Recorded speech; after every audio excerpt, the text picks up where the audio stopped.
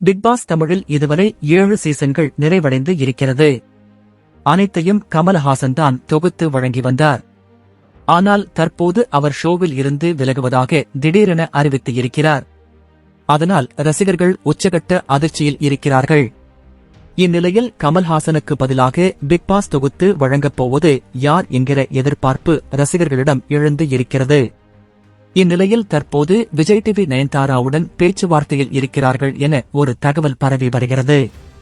அது வெறும் வதந்திதானா அல்லது அவர் பிக் பாஸ் தொகுத்து வழங்க வருவாரா என்பதை பொறுத்திருந்துதான் பார்க்க வேண்டும். கடந்த 2017ஆம் ஆண்டு தமிழில் பிக் பாஸ் முதல் சீசன் கமல்ஹாசன் அவர்கள் தொகுத்து வழங்க ஒளிபரப்பானது. முதல் சீசனிற்கு மக்கள் கொடுத்த ஆதரவு தொடர்ந்து 7 சீசன்கள் நடந்தது. அத்தனை சீசனையும் கமல்ஹாசன் அவர்களே தொகுத்து வழங்கி வந்தார். இடையில் உடல்நிலை சரியில்லாத காரணத்தால் ஒரு எபிசோடு நடிகை ரம்யா கிருஷ்ணன் தொகுத்து வழங்கினார். சிம்பு பிக் பாஸ் அல்டிமேட் நிகழ்ச்சியை தொகுத்து வழங்கியிருந்தார்.